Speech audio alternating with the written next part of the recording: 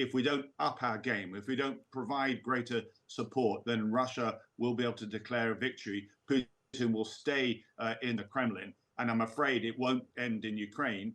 His objective is far greater. The Slavic area of Europe, he wants to expand his influence across the old Warsaw Pact countries. And we have yet to wake up to the fact that we've entered a new era of insecurity.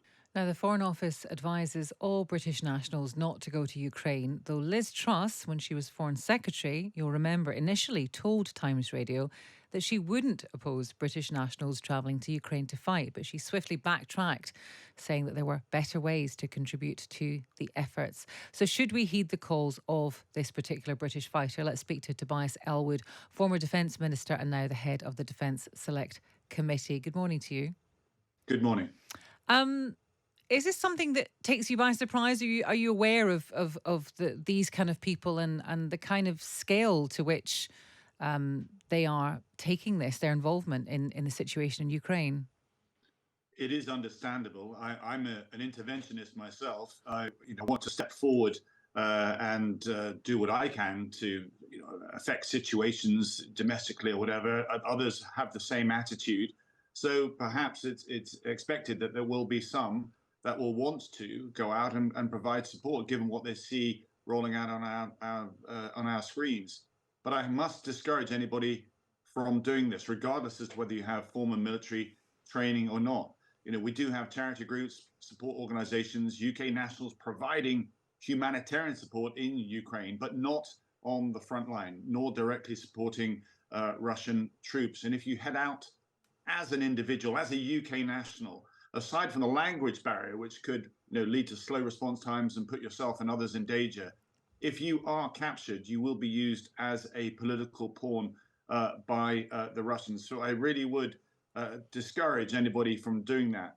Britain as a whole is offering an incredible package of support, not enough, as that clip just showed, but our military assistance, Challenger tanks and so forth, pushing the envelope of what the West is providing, as well as a substantial training program of Ukrainians here in the UK. Clearly, we need to do more. 2023 will be a critical year. I worry that this will become a stalled conflict. It will freeze, and that will be to Russia, to Putin's advantage. But what about the specific concern within what this fighter said, which was that we don't have enough weapons? It's as simple as that. It is as simple as that. And if we are serious about supporting Ukraine, we need to do more. And we're not doing enough. We hesitated. We've become too risk averse over 30 years in standing up for what's important to us. It took us an entire year to slide across main battle tanks. And if Ukraine is to liberate its country, become a sovereign territory again, it needs to punch through Russian defenses. That's why the tanks are needed. But tanks require top cover. They require air power. This is why President Zelensky very powerfully called for jets. Now we have Tranche 1 Typhoons, which we could slide across the table. Again, like the Challenger, they're not ideal. F-16s would be far better. There's a lot more of them in the longer term.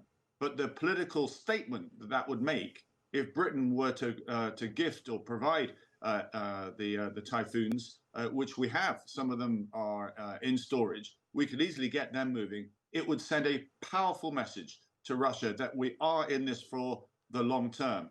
And I stress, I'm really concerned that China is now showing its cards, supporting Russia, calling for people to get around the table to secure some form of deal. China can't afford Russia to lose this war, but we're at that critical point where it could go one way or another. And that requires us to lean into this, provide the weapon systems and the platforms as well. Just to go back to the fighting issue, because this is something that people might feel confused about. Liz Truss said one thing, then she backtracked, and you've said that you would discourage people from doing this.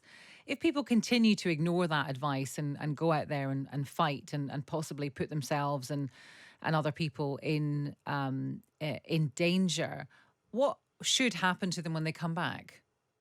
Well, firstly, let's park the Liz Truss bit. She says lots of things on that campaign trail which did not survive contact with reality. It is wrong. She was quickly corrected by the Foreign Office.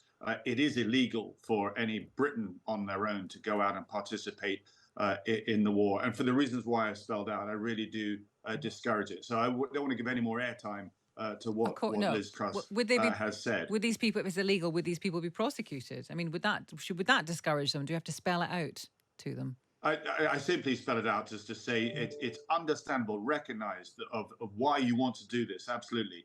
But if you want to support the Ukrainians, then sign up and join the British Army. We are doing an awful lot of support, arguably more so than any other European country. But I would agree, we are not doing enough. And if we don't up our game, if we don't provide greater support, then Russia will be able to declare a victory. Putin will stay in the Kremlin, and I'm afraid it won't end in Ukraine.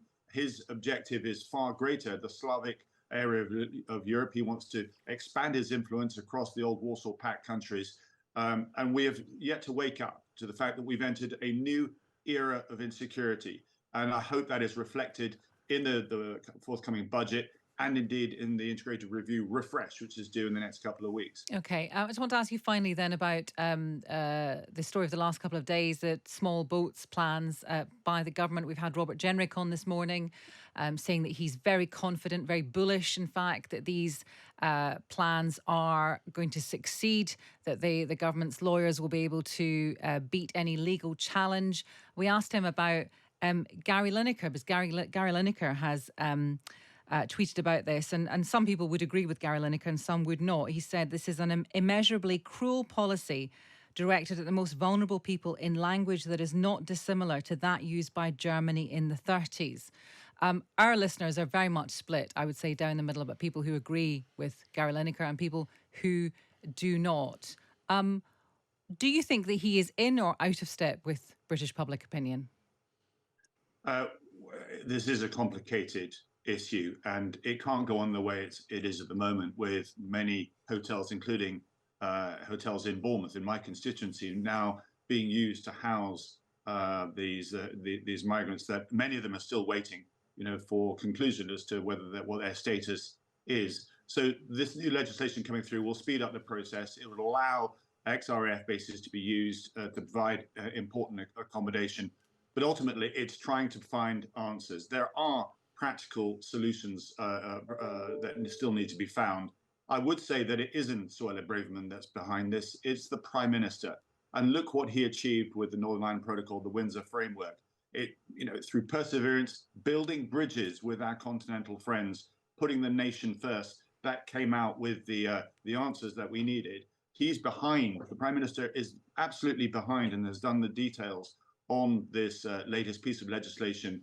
A very different approach to rather the adversarial stance, the showmanship and the sound bites, simply for partisan gain that we had in the past. I would just say, going back to the international picture, General Jim Mattis said that the less you spend on aid and on international security, the more he has to spend on bullets. I would say that the less you spend on aid and international security, the more you're going to have to spend on the migrant problems off Dover. Ukraine illustrates that. We haven't put this fire out in Ukraine. More people are having to flee. If we lean into this, if we stand up and support Ukraine, put that fire out, show that we're willing to stand up to Russia as well, and that will actually help deal with that particular aspect, of migration. Likewise with Syria, with Libya, Afghanistan, Iraq, and the Yemen, Somalia. These are all places we wandered into, and then somehow we either got bored or gave up, showed less interest. And look what happens when that security starts to decline. The situation gets so bad, people want to pack up and absolutely leave. So there's some bigger questions here of the international approach to supporting these countries. You need to answer those. Otherwise, the thoroughfare of people coming across into Europe and, of course, to the UK as well will simply continue. Tobias Ellwood, thank you for talking to us, former Defence Minister and chair of the Defence Select Committee. Here are a couple of